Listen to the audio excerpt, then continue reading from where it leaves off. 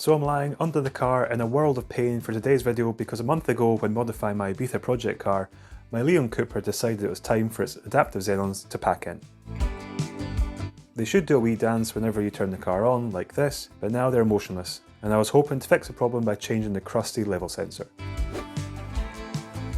So yeah, the underside of my Leon is it's pretty disgusting, but I don't think I'm the only person that's got a really rusty rear subframe setup on their Leon. I think it's just actually Seat saved a lot of money by using materials or not coating materials very well, and it just seems to really corrode badly under here.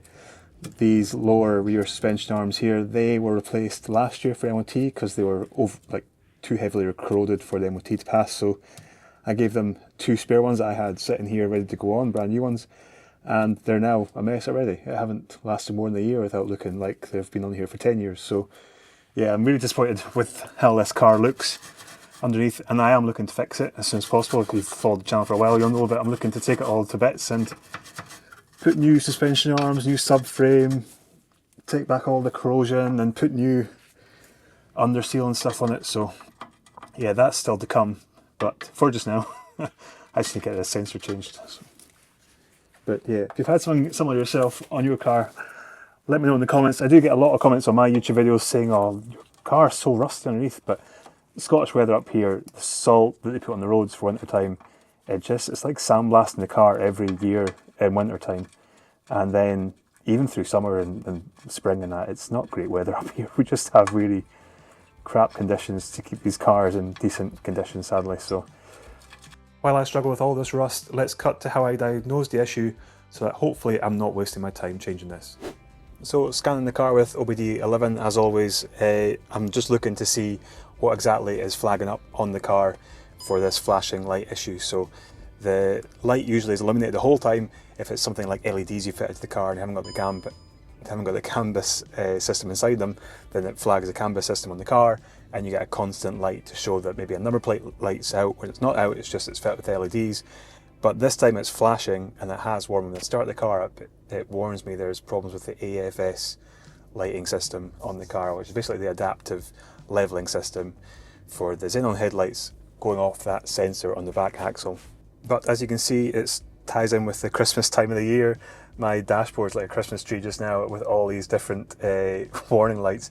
The brake and the seatbelt one, fair enough, is just because I'm sat here parked up. But the other 3 are ABS related, and I do actually know, I've already pre-ordered it, I've got an ABS sensor on the back left wheel that's packed in, so that's triggering all those 3 lights. So it's saying 6 faulty control units, 11 faults in total in the top right hand corner there. I will just quickly check them.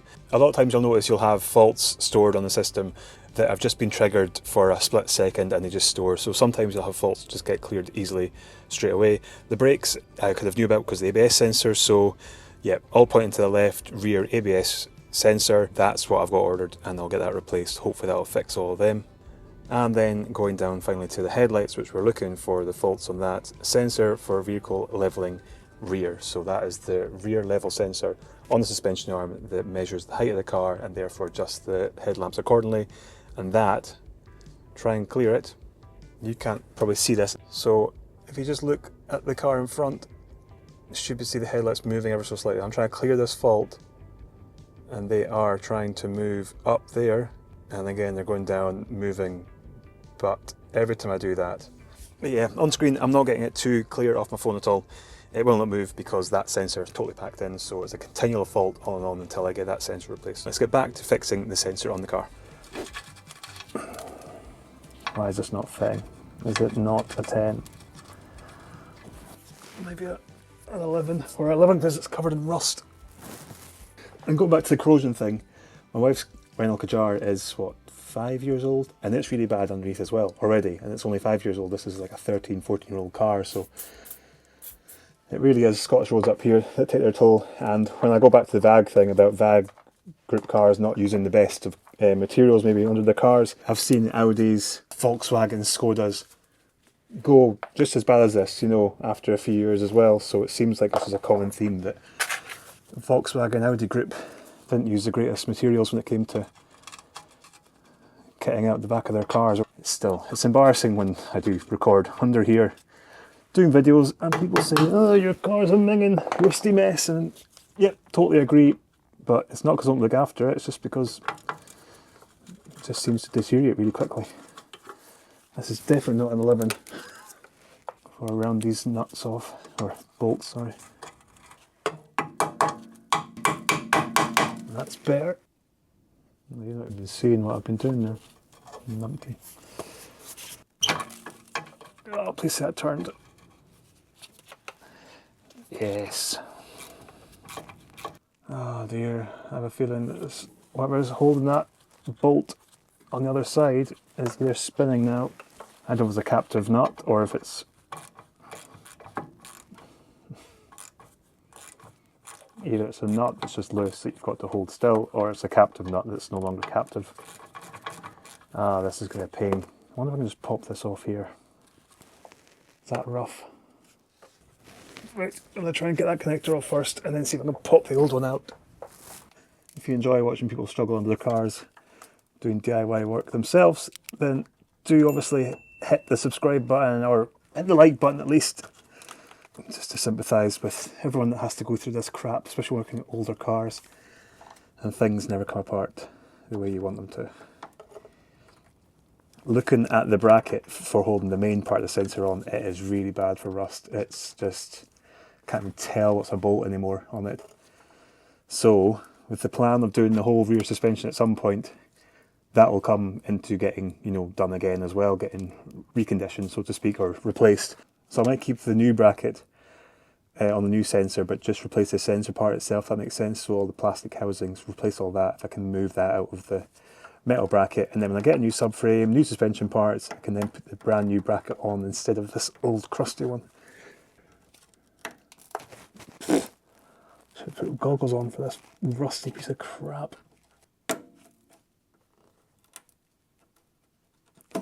Yay. Right.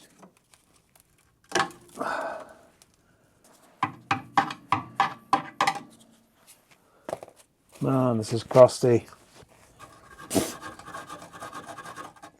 So I'm going to do a quick drawing of why exactly this sensor has been replaced. It's not just for the fault on the dashboard, it's actually having a negative effect on the headlights themselves in night time.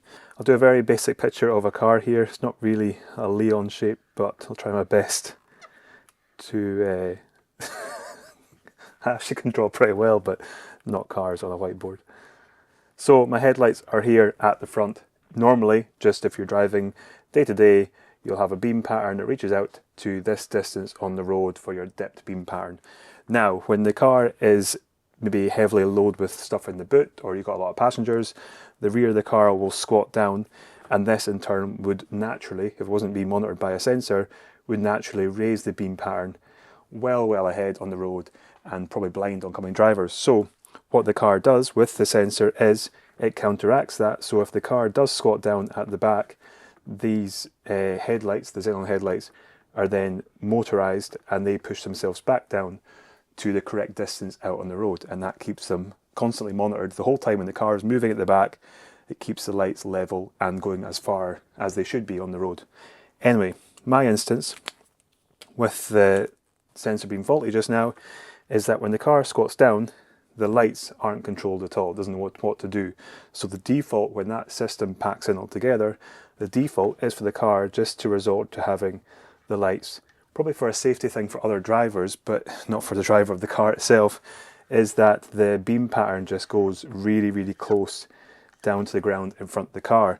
Not to this point out here, but to a point that's way closer to the car, which means at night time or in the morning when it's dark, you don't see as far along the road as you should do with the system working properly. It really does cut down your visibility with your headlights, and full beam does make it a lot better, but as soon as you go in dip beam, you can see straight away that the beam pattern isn't covering as much ground as it would normally. So that's why it's important to get the sensor working properly again, to then get these headlights to then go out to the maximum distance that they should do, where they're not blinding oncoming drivers, but they're giving you plenty of lit road ahead.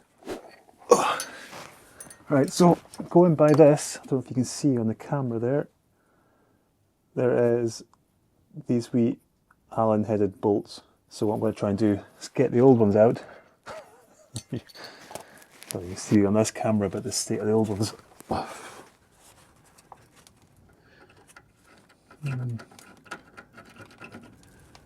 Don't think they were ever Allen-headed bolts by the looks of them. I think this is riveted on. Some weight saving doing this job. It's that crust that's coming off it. Yeah, they look like the rivets, so I can drill them out. Ah, this spaceman. How on earth?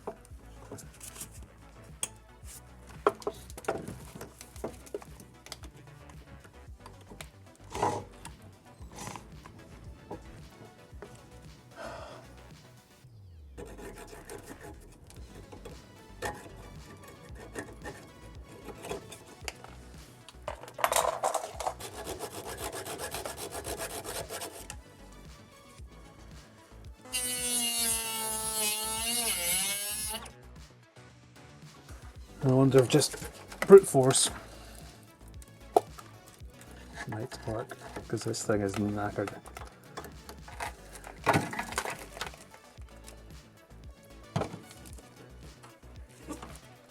What the hell is that?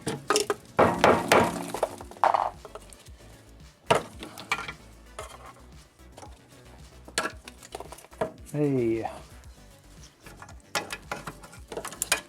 don't know why you wouldn't have a captive nut system on this, rather than just a nut and bolt which can drop inside the suspension arm, or you just have this kind of issue here where you can't get to the back of it very well.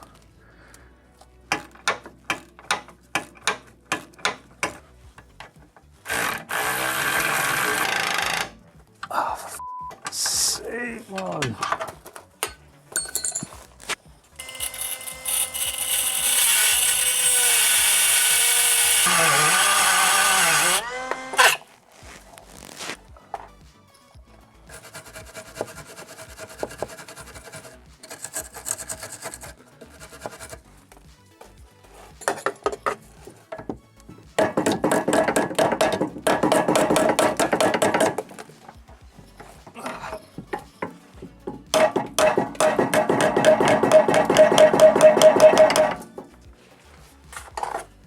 The sooner I get this subframe done, the better.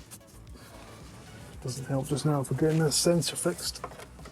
As I totally ignore any health and safety basic practices as I take the grinder to the underside of the Leon, it's been decided there's an easier way to attach this new level sensor.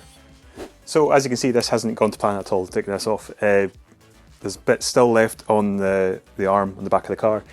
I really don't want to do anything to the structure of this at all. I want to keep this as a brand new piece. I was going to try and pop that wee ball and socket joint off there, but now because the original metal bracket on the car, this bit here, has totally gone to bits, I've just ripped it off. I'm going to just keep that all as is, but I'm going to do a rough, very rough tactic for getting this on the car. I'm not so rough actually, just a bodge just now, because I am looking to do the back suspension of the car, refresh it all, have those arms off a new subframe. There will be fresh holes and new bolts and stuff to put in to hold this bracket in place properly, but because I'm attaching just now to the old bracket that still has those two bolts in, I'm just going to cable tie this to the car securely, and it shouldn't have any reason to fall off. The car does go through bumps over potholes, but if it's securely with quite thick cable ties on both sides held in place for just now, then it should still be there when it comes to actually refreshing the back of the suspension. Cut the cable ties, take it off the old suspension and put this back on to the new subframe arm, which has fresh holes, and I can put them proper bolts and stuff in it. So yes, please apologise for this looking rough, but it's just basically to get by. If you were looking to replace this sensor in your car, but you weren't looking to refresh the suspension like I happen to be doing in a few months' time, then you basically just have to persevere and try and get those two bolts out of there. Drill them out somehow. The worst case scenario, I suppose, is getting the exhaust out of the way, maybe a few other bits of suspension. As you can see, it's quite tight for space down there. And then that would mean you can get those last two bolts out and then get this fitted instead. But like I said, my situation is I'm luckily going to replace the suspension. So for just now, a temporary fixture will be two cable ties to hold it in place. So I'm looking to get this as close to the original position for the bolts would hold it in place as possible, which is about there. the more cable ties. I have plenty of cable ties to do this. And I also kind of wanted to hold its position. Though the way this moves so freely, if the suspension arm's constantly bouncing up and down, this is so loose and free that the sensor's never been pushed up on its bracket. It's always just moving freely itself, if that makes sense. So hopefully there's no reason why this would break any of the cable ties if it's put under pressure. Here's a problem. If you lose that nut down inside the suspension arm, then the magnet that I was going to use, they're not magnetic, so you have to pick them up by your fingers instead.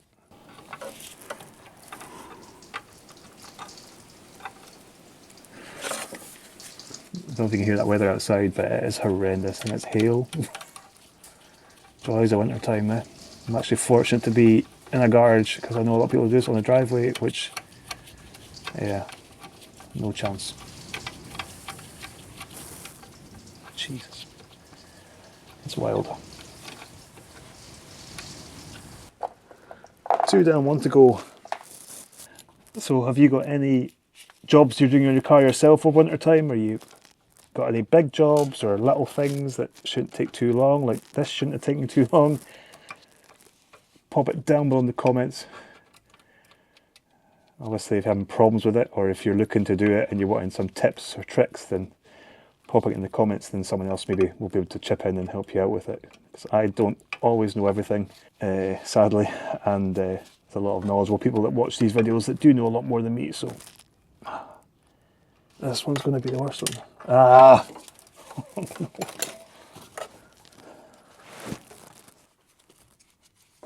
Might just try holding it, see if that's actually easier for this one.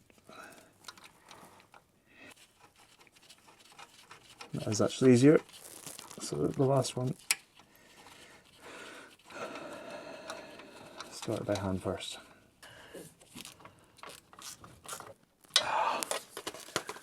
Oh, we're on the home straight, guys, we're on the home straight. And also not forgetting the cable itself. Yeah, that's secure, surprisingly, for 5 cable ties. Hopefully this works. I don't want to go back under here for a wee while. Oh. Look at that. That is the mess. The mess going from under my car, and I'm not even been like trying to get all that dirt and rust off it. It just fell off. Right, since we've got the car up, do the back number plate light that's faulty. I think I'll just replace both of them with these ones I've got here. Actually no, where are they? These ones I've got here. These haven't got resistors with them at all, so I'm not sure if the resistors are built into them. I've had previous ones before where they come with separate wee resistors like that, and that's what stops your warning light and dashboard going on saying that you're missing a bulb when you're clearly not missing a bulb. It's just that LEDs don't have the same resistance as normal halogen bulbs. There was a fault in the dashboard for this, and as you can see, the first number plate light wasn't working at all. I had a new pair to go in, but after a lot of messing about, it seems one of the new pair wasn't actually working. So for now, I had to put the old rusty one back in on the car. I'm just hoping the resistors are built into these new LEDs and that it no longer has a warning light on the dashboard. So with those number plate bulbs changed over now, the last thing to do, just before I check the level sensors actually fix the issue with the headlights, I'm going to change over the daytime running light bulbs and the side light bulbs at the front of the car. I've resorted back to halogen ones just now. I did have LEDs, but they went faulty. One started flickering really badly, and the daytime running light ones, they started triggering the light on the dashboard. So maybe the resistor inside blew, I'm not too sure exactly.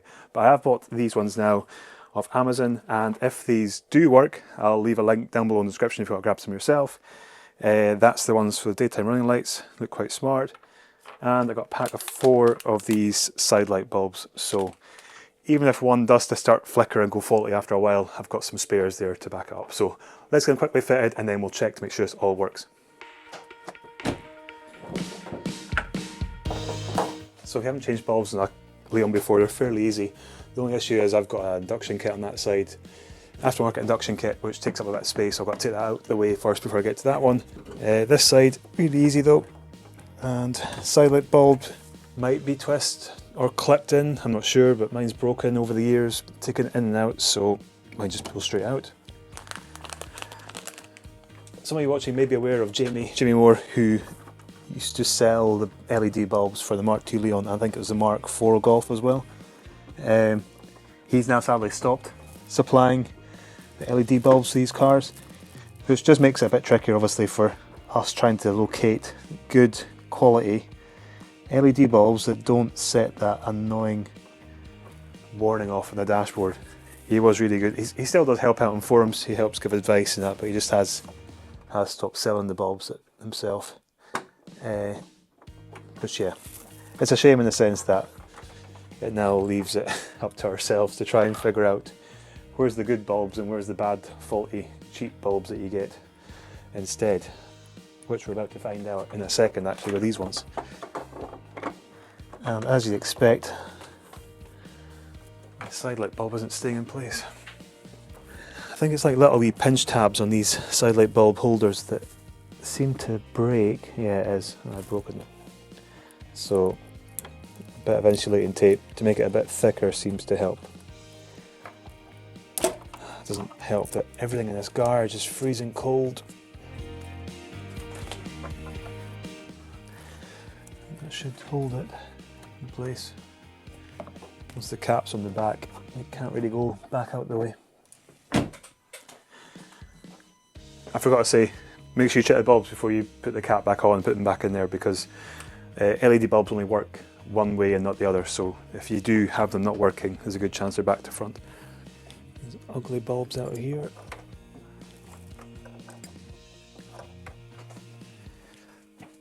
Pardon me.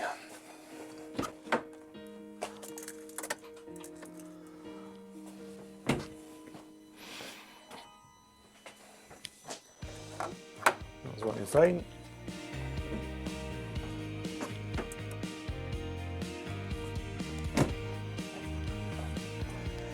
And that one's working fine. Just going to say, if you have been experiencing cold weather yourself, you would miss in the summer like I do, and it takes me back to, I think it was May, we went on the North Coast 500 road trip, me and some mates. So if you want to see that, just to bring you back to memories of the summertime when the weather was way, way better, I'll leave it linked at the end of this video. 3-part road trip, me and 5 mates around North Coast 500 in our hot hatches, so the Leon, another Leon, and an Astra VXR, old school hot hatch. So yeah, if you want to watch that, I'll leave it linked at the end of this video. It's about 2 hours long, all 3 videos in total. But yeah, really good watch, especially if you've got a TV, smart TV with YouTube. It's quite impressive, the drone shots, I must say myself. It was a good road trip, and yeah, I do miss that summer weather already.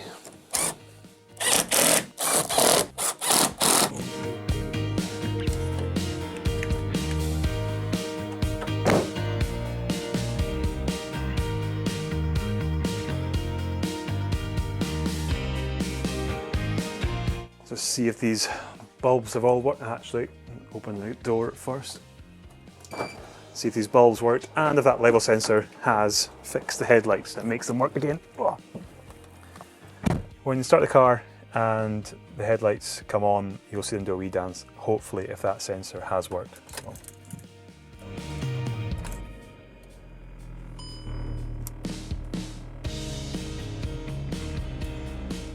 Out to the side and back up. So they're working perfectly now. What is that rattle? Constant rattles in this car. As for the side light bulbs and the daytime running lights, so front right, front left, daytime driving lights again, ABS know about that, and the service coming up. So the daytime running lights aren't the correct bulbs for keeping that error off the dash, annoyingly. The side light ones are, so I'll leave them down below in the description. If I get ones that work for the daytime running lights, I'll leave them linked down below as a wee update in the description or a pinned comment to say that they've worked. But just now they don't. And the main thing is that the level sensor is now working with the headlights and it's all back to normal, so that's been fixed. Thanks for watching, catch you next one, cheers.